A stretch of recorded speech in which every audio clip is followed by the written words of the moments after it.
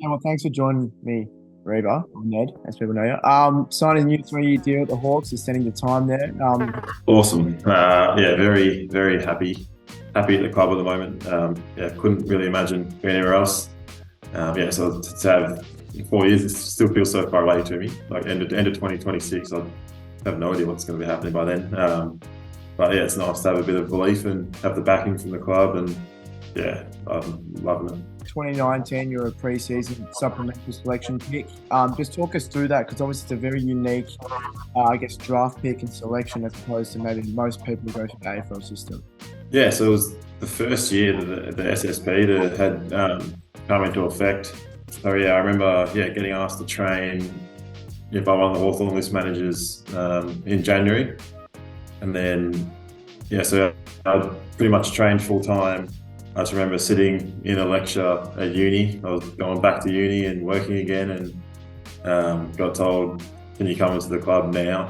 So yeah, got up and left, and sat in a meeting with Clarko and a few of the other coaches at the time, and yeah, they said they were going to give me a rookie deal, and yeah, it was cool, and obviously it was awesome. And then yeah, it was a very different, I guess, to how most 95% of the AFL players would have heard their name out called on TV or like on the radio, or probably a bit more public. This one was very behind the scenes, just quick little meeting and shake hands. Yep, you're in. As you mentioned, the SSP is kind of a new, I guess, initiative. Obviously, the mid-season draft is relatively new as well, and there's talks of a mid-season trade too.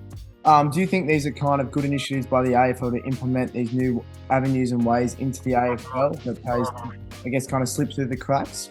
Oh, for sure. I mean, personally, for me, it's given me a career. But then, yeah, there's so many examples of the last 5 or 6 years where maybe mature age players or 19, 20-year-old players, kind of people that got overlooked. But even like the most specific reason, like when they were 18, they weren't a good runner, and all of a sudden they don't get drafted, and then they're kind of done. But you can improve your running, or you can improve your kicking, or whatever it is.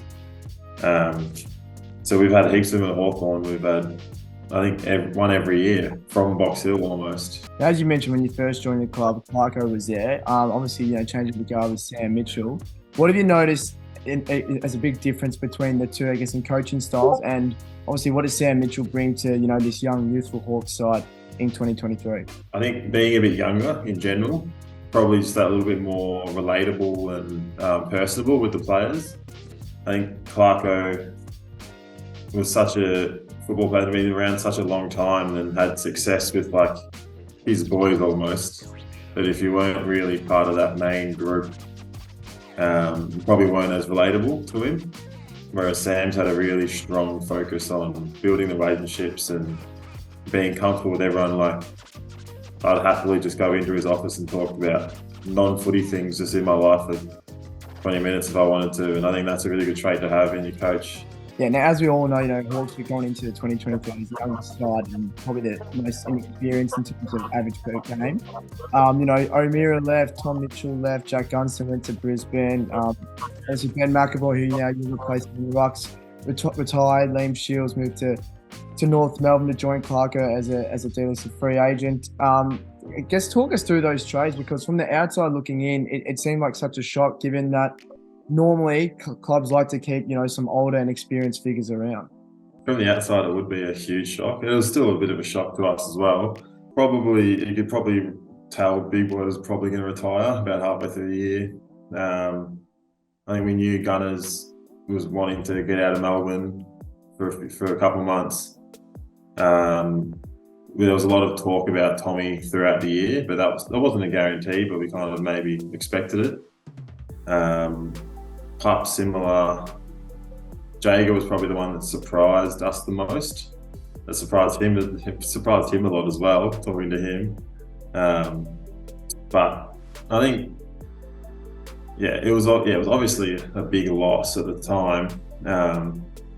But what it's been able to do long-term wise for us, I think we got an extra first rounder.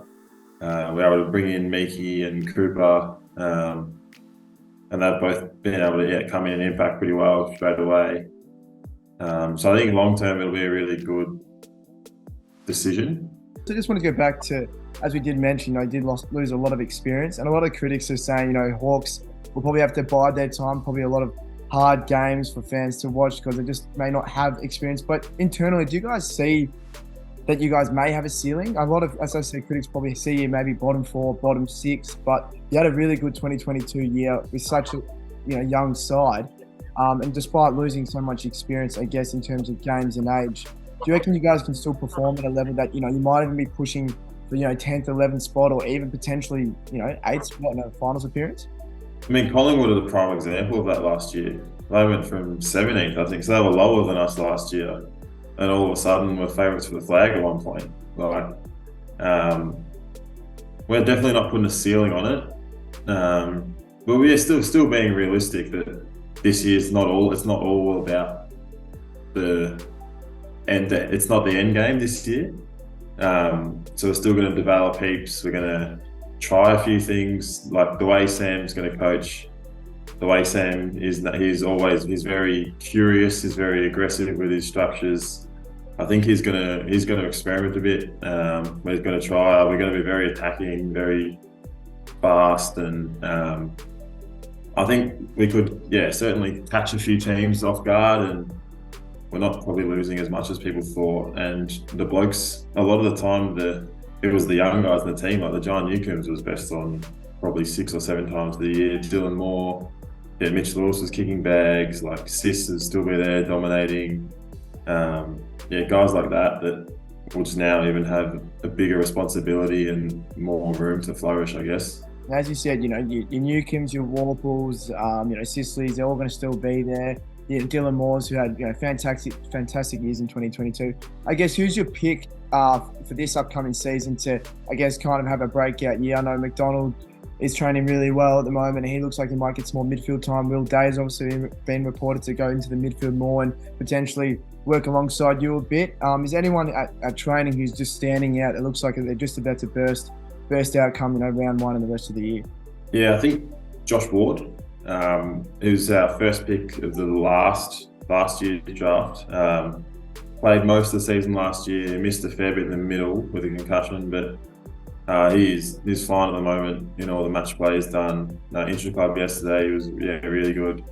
And just his skill level and composure with the footy, and his top 3 in the time trial, he's a freak runner. And for those who have been keeping an eye on the Hawks training, there's now been 2, I guess, little scuffles. The media does tend to blow it up and kind of make things out probably bigger than they are. Obviously, you played footy your whole life. It kind of happens between teammates. Obviously, just the passion and I guess kind of the urge to perform well and at their best. Can you talk us through maybe those instances and potentially kind of just level out any potential, I guess, idea that, there's a lot of infighting between the club? And also, like, is this something that Sam Mitchell and the coaching staff kind of not enjoy watching, but I guess appreciate and respect that these players and all the Hawks players are, really trying to drive each other to that next level. So, instead of potentially sitting toward the bottom of the ladder the next couple of years, you kind of guys develop a lot quicker than maybe most anticipated. Yeah, well, Sam enjoys it a lot watching it. He loves it. It's like you said, it tends to get overblown. I'm assuming 18 clubs would have had similar situations in their intra clubs or match sim or whatever it is. But I love it as well. I'm not a real fighter personally, but even this preseason, I've found myself getting frustrated, and so we kind of have a bit of a theory that your best mates outside the lines, but on the line, like inside the lines, game on. Like